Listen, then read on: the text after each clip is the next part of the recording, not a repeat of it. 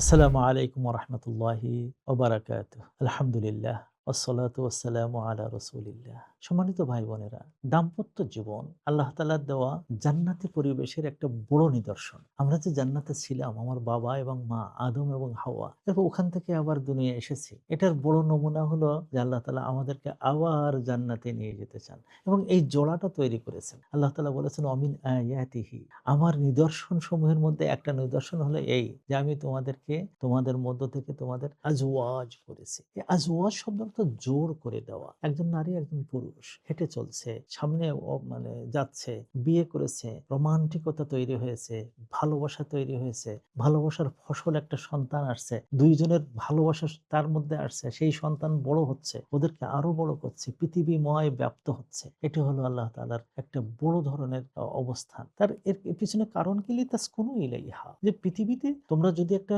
জান্নাতে সুখ চাও, একটা সহ অবস্থান চাও, একটা ঘর চাও, একটা সুকুন চাও, যেখানে বসবাস করতে পারবে, একটা সুকুন চাও যেটা অন্তরের মধ্যে প্রশান্তি ঢেলে দেবে, সে হলো তোমার স্ত্রী এবং তোমার স্বামী। আল্লাহ তাআলা পৃথিবীতে স্বামী এবং স্ত্রী দিয়েছেন এই জন্য পৃথিবীতে তোমরা স্বর্গ রচনা করবা, জান্নাত রচনা করবা এবং এই জান্নাত ধরে আরেক জান্নাতে তোমরা সেখানে চলে যাবে। কিন্তু হয়েছে কি, আল্লাহ তাআলার দেওয়া এই জান্নাত রচনা করতে যেয়ে যে এলিমেন্ট গুলো দরকার ছিল সেগুলোকে ছেড়ে দিয়ে আমরা অন্যদিকে যাচ্ছি।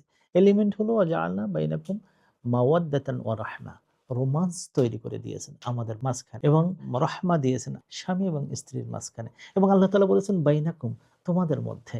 এবং এই যখন একটা রহমত পাওয়া যায়, আপনি যখন বুঝেছেন যে আপনার স্ত্রী আপনার জন্য সুকুনের একটা বড় জায়গা, আপনি বুঝেছেন রোমান্সের একটা সুন্দর জায়গা, আপনি বুঝেছেন রহমতের একটা সুন্দর ভান্ডার, আপনি যখন বুঝেছেন আপনার স্বামী, সেখানে থাকা যায়, বসবাস করা যায়, রহমত পাওয়া যায়, রোমান্স পাওয়া যায়, আপনি এটাকে আল্লাহর পক্ষ থেকে একটা নেয়ামা মনে করবেন। এবং নিয়ম হলো এই, আল্লাহ রসুল বলেছেন, যখন তোমার কাছে কোনো নেয়ামত থাকে সেটা তুমি মানে গোপন রাখো, মানুষের কাছে ঢলাঢলি করে বেড়ায়ও না, ফেসবুকের মধ্যে যেও না, টিভির মধ্যে যেও না, টিকটকের মধ্যে জানায়ও না যে আমাদের মধ্যে কি সুন্দর সম্পর্ক, আমরা এই করেছি তা করেছি, ভালোবাসা ইমুক তুমুক। হ্যাঁ, নারী তার সবকিছু দিয়ে দেখাচ্ছে যে আমার মতন ভালো কেউ নাই, পুরুষ তার মতো দেখাচ্ছে। এটা দেখানোর বিষয় না। কারণ কি? কারণ হলো আল্লাহ রাসূল বলছেন, ফাইন্না সাহিবা কুল্লি নি'মাতিন মাহসুদুন, যখন কোনো মানুষ এরকম একে অপরে এই নেয়ামত যখন দেওয়া হয়, এটাকে যদি মানুষের কাছে প্রচার করে বেড়ায়, তার প্রতি হিংসা করা হয়। যখন কোনো নারী পুরুষ আমার কাছে এসে গর্ব করে বেড়ায় যে আমার স্ত্রী না আব্দুল সালাম তো অনেক ভালো হয়েছে, আমি তখন বলি যে ভাই চুপ করে থাকেন। কারণ ওই যে আমার আমার মনে তো হিংসা আসেনি, কিন্তু যার মনে হিংসা আসে, ওই দিন থেকে কিন্তু আপনার স্বামী এবং স্ত্রীর মধ্যে, আপনি বাসায় চলে যাবেন, দেখবেন যে আপনাদের মধ্যে খটাখটি শুরু হয়ে গেল।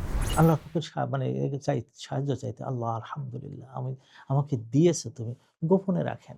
এটা ফেসবুকে দেওয়ার জন্য না, এটা মানুষকে জানানোর জন্য না, এটা এমন পর্যায়ে নিয়ে যাওয়া যে আমরা খারাপের দিকে আরো যাচ্ছি, বরং আল্লাহর কাছে ফিরে আসতে হয়।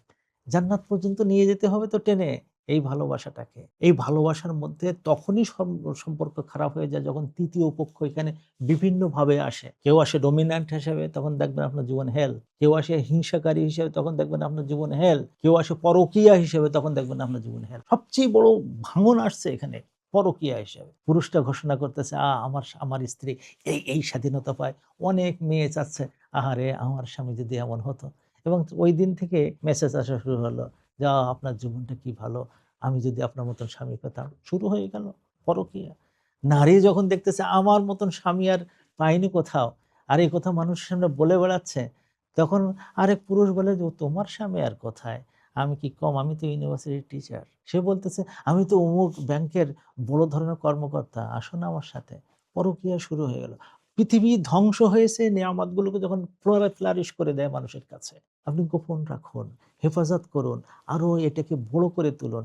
আপনি আরো একে অপরের ভালোবাসাটাকে তাবাদুল করুন। তাহাদু তাহাব্বু, তোমরা একে অপরের ভালোবাসাকে আদান-প্রদান করো, উপহার দাও, আরো ভালোবাসা আরো সুন্দর করো। সন্তানদেরকে দেখাও যে আমরা বাবা-মা এরকম হয়ে গেছে।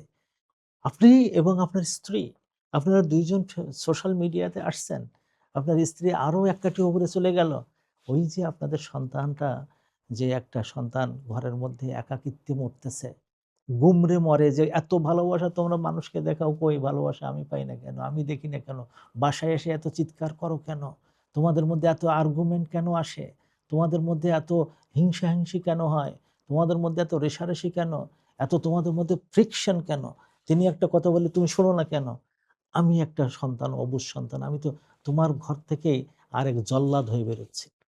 সংসার ভাঙতেছে, সন্তান নষ্ট হচ্ছে, এইভাবে আমাদের সংসারগুলো, আমাদের সমাজগুলো নষ্ট হয়ে যাচ্ছে। সোশ্যাল মিডিয়া এসেছে আমাদেরকে আরো সুন্দর করার জন্য, আরো পরিশীলিত করার জন্য, আরো ফ্লারিশ করার জন্য, কিন্তু নোংরামি দিয়ে নয়, ধ্বংস করে দিয়ে নয়, ঘর ভেঙে নয়।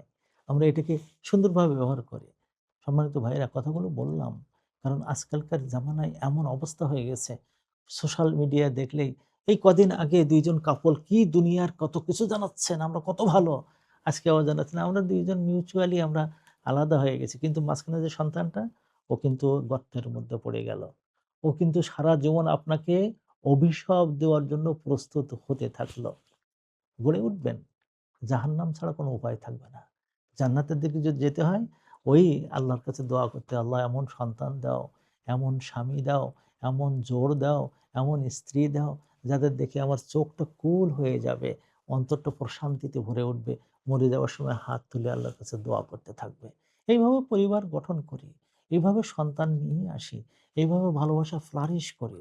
তাহলে পরিবারটাকে অত্যন্ত সুন্দর করা যাবে, বেহেশতের বাগান বানানো যাবে। আল্লাহ তাআলা আমাদেরকে তৌফিক দান করুন। আসসালামু আলাইকুম।